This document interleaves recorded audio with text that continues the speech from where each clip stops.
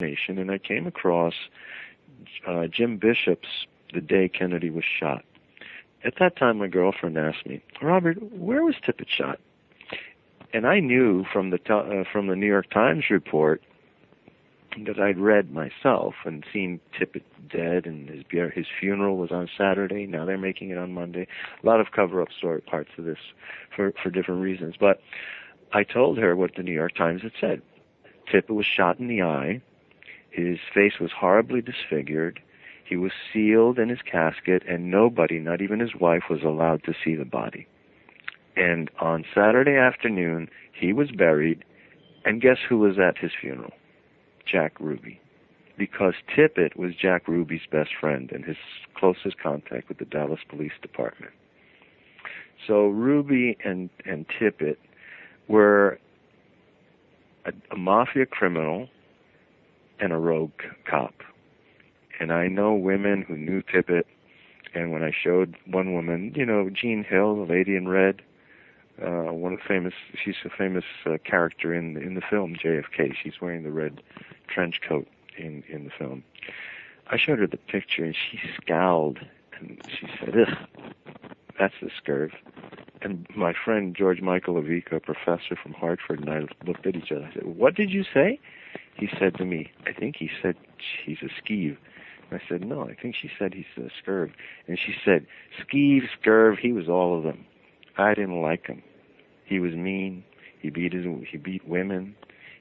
And then she went on to tell us that he killed people for the mafia. He ran heroin with Jack Ruby. There was nothing that he wouldn't do.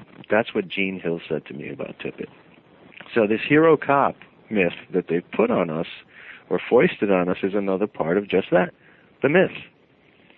Poor Tippit. Poor dumb cop. What I've just said, poor dumb cop, that's what his killer said. He shot him down, walked over to him on the street, surgically put a bullet in the head, one single bullet, and then walked away, dropped the bullets, and said, poor dumb cop. Why? Tippit was part of the assassination plot with Ruby and others. Then he was told that he was going to be the hero because he was going to capture the killer and kill him, and then he'd be the hero. What Tippit didn't realize, and I don't know how he didn't realize it, was that he was another patsy. He was another scapegoat. He was the getaway vehicle.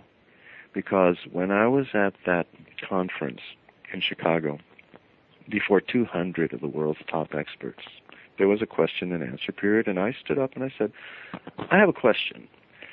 Why have we not seen more than one single picture of Officer Tippit in all the 30 years since this happened? And the picture that we've seen of Officer Tippit is one of a very young man, not a 39-year-old man. He looks to be about 26. Why do we know nothing about this man, and who has his autopsy? Why have we never read about it? Because I've found out a fantastic thing. Tippit was shot in the temple, and the bullet hit at the back of his head and did not exit. And it's possible that Tippit's brain was used for the JFK autopsy, and that his brain was substituted. Now, some people laughed. I mean, obviously, like some people laughed at that. But the man at the podium, the master of ceremonies, was Professor George Michael Avica, University of Hartford, and he said, hold on a second. Now, don't laugh, because I've gone down to Dallas, and I've investigated Tippit, and I found out that Tippit bore such a close resemblance to President Kennedy that his friends on the Dallas Police Department used to rib him and call him Jack and JFK. Now, to be called Jack and JFK in the Dallas Police Department in 1963 was no compliment, especially to a good old boy. Wow, a good old boy who was a Minuteman and probably a Ku Klux Klaner at the same time. Yeah, but that's fascinating. I've never heard that. Yeah. So then I began the quest to find pictures of Tippit, and over the next 3-4 years, I kept finding better and better pictures of Tippit, and finally, I found one picture of JFK and one picture of Tippit with the same expressions on their faces, And I divided that picture in half from the top to the bottom along the center line and joined them. And I wrote The Ultimate Secret of the JFK Assassination, the JFK Tippit body swap, and the photo and X-ray swap. So the X-rays that have been presented to prove the single bullet theory, they are true because they show a skull that was shot through the head by one bullet. But that skull belongs to J.D. Tippit. It does not belong to President Kennedy. So there, in a nutshell, you have it. And as hard as it may be to believe, it takes a little time. But I have been endorsed, my theory's been endorsed by Dr. Cyril Wecht. And when I explained to him the sequence of shots back in 1999, I explained to him that the discrepancies deal with this single fact. I said that the headshot was two shots that arrived almost simultaneously, perhaps a quarter to a half a second apart. One bullet from the right of Mr. Zapruder came down at a high angle and blew open the right side of President Kennedy's skull. And immediately thereafter, the shot from the front in the grassy knoll, the picket fence area, came in, entered the open wound, passed through the right side of the brain, and blew out the president's head. So the only way to explain the head wounds is this, a two-bullet scenario. One opens the front of the wound, the other one enters the wound and came out. And what supports this is the testimony of Dr. Carrasco, who was in the Dallas emergency room and treated President Kennedy.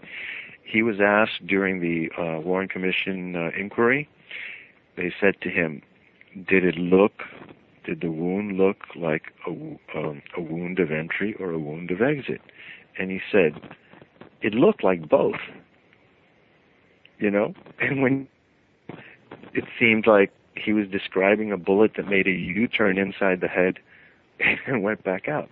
And then that led me to study all of the reports and all of the medical material.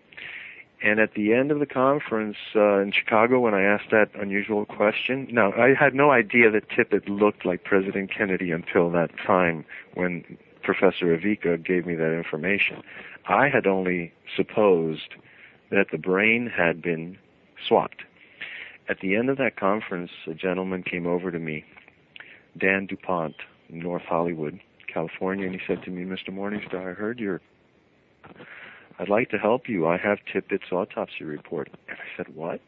How did you get that? He said, a Canadian investigator named Gary Muir went down there in 1964 and 65, and he went and he got Tippit's autopsy report, and I have it, and I'm going to give it to you. And so he sent it to me, and I started reading Tippit's autopsy report and the description of the damage to the brain.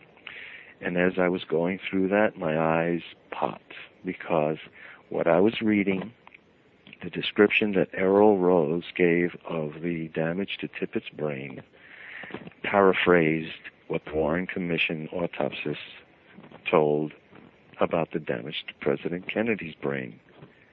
The bullet passed through the same brain regions. It severed the same the hippocampus, and the trajectory was the same. But the problem. So the idea is that this in a sense documents how well thought out this plot was. Oh yes, absolutely. How a genius, a diabolical genius, had to have conceived of all of this. But another diabolical genius in the first place had to have seen that Tippit looked like President Kennedy enough to describe them as appearing like fraternal twins.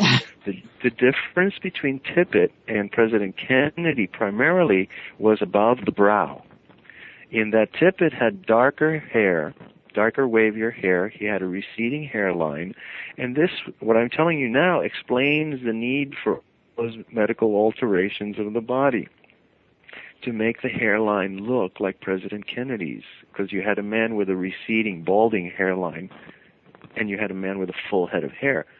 So that's what was doctored, and that's the surgery done to the top of the skull, described by the two FBI agents who were